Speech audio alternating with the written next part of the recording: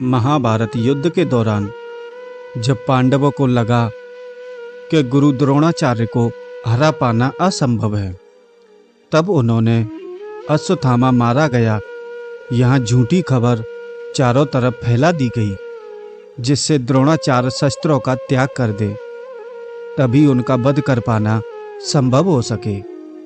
युधिष्ठिर के मुख से सुनने के बाद द्रोणाचार्य ये सब सच मान बैठे।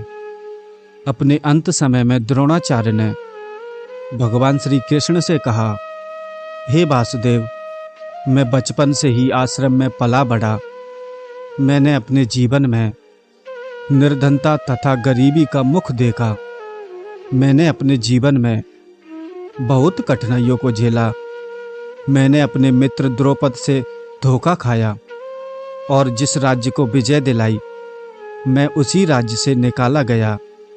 हे वासुदेव, इन सब में मेरा क्या दोष था?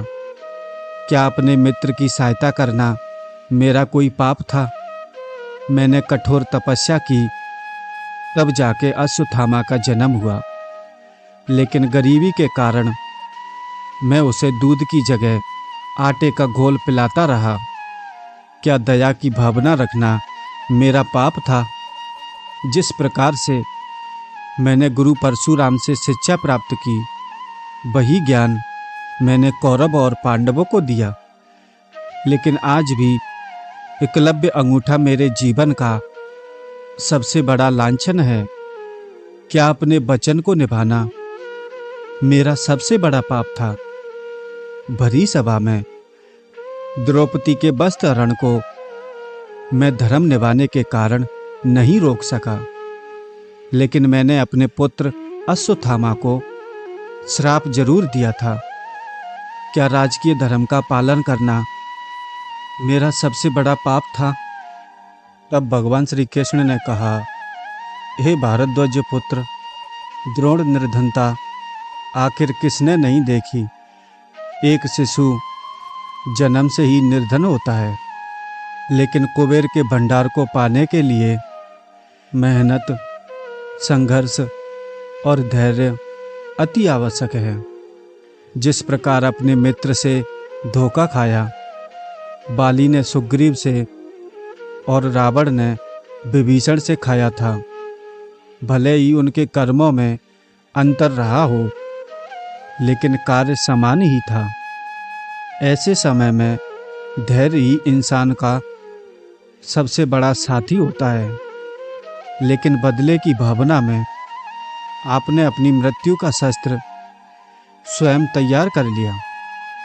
हे भारद्वाज पुत्र द्रोण, आप सर्वश्रेष्ठ हैं और सर्वश्रेष्ठ ही रहेंगे, लेकिन एक योद्धा के रूप में, बल्कि एक गुरु और पिता के रूप में बिल्कुल नहीं। दुनिया आपको जानेगी अर्जुन के गुरु के रूप में, बल्कि सर्वश्रेष्ठ गुरु के रूप में नहीं।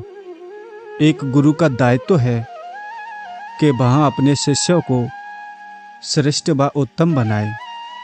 वह अपने शिष्यों को धर्म व अधर्म के बीच का अंतर समझाए, और अगर वह भी नहीं कर पाया तो वह एक शिक्षक के रूप में विफल माना जाएगा। यही एक पिता का कर्तव्य है। सारे मोह माया त्याग करके अपने पुत्र का चरित्र उत्तम बनाएं। एक गुरु के रूप में आप केवल अर्जुन के गुरु नहीं थे, बल्कि आप आश्रम में मौजूद सभी शिष्यों के गुरु थे। लेकिन आपने अर्जुन को प्रिय समझा, वही कौरवों को आपने युद्ध की शिक्षा तो दी, लेकिन उनके चरित्र का निर्माण आपने नहीं किया। भगवान आगे कहते हैं, जब इंसान बालक होता है तभी वो शिष्टाचार सीखता है, और यहाँ आपका प्रथम कर्तव्य था कि आपको दुर्योधन और उसके भाइयों का चरित्र निर्माण करना था, लेकिन आप उसमें विफल रहे। फिर भी आपने कुछ नहीं किया। वही आप एक पिता के रूप में सफल होते तो आज आपको अधर्म के पक्ष में युद्ध नहीं करना पड़ता। आपने अश्वत्थामा को उसके बल और ज्ञान से अधिक शिक्षा दी, लेकिन मोह के वश में आपने उसके चरित्र का निर्माण नहीं किया। अगर आपने अपने मोह का त्याग किया होता और कठोर रहते तो वो बचपन में ही दुर्योधन का साथ छोड़ गया होता। अगर आप धर्म का पालन करते और गुरु होने का दायित्व निभाते तो आज ये महाभारत ही नहीं होता। इतना सुनते ही द्रोणाचार्य की आंखों से आंसू निकलने लगे और उन्होंने अपने शस्त्रों का त्याग कर दिया था। दोस्तों, ये छोटा सा प्रसंग आपने कई बार सुना होगा और देखा भी होगा, लेकिन इस प्रसंग से 3 बड़ी बात सीखी जा सकती हैं। पहली बात, कभी कभी हमें लगता है कि हम जो कर रहे हैं वही सही है, लेकिन वो गलत होता है। हमें अपनी गलती मानना चाहिए। दूसरी बात, अपने बच्चों से खूब मोह करें, लेकिन अच्छी शिक्षा जरूर दें और उनकी संगति का विशेष ध्यान रखें।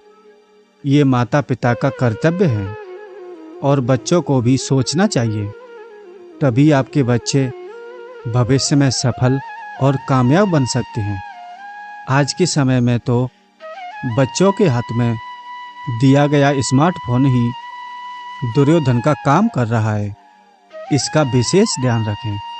तीसरी बात, आप कितने भी महान हो, कितने भी बलशाली हो, लेकिन आप गलत पक्ष में जाकर गलत कर्मों का समर्थन करेंगे तो आपको भी द्रोणाचार्य की तरह घुटने टेकने पड़ेंगे।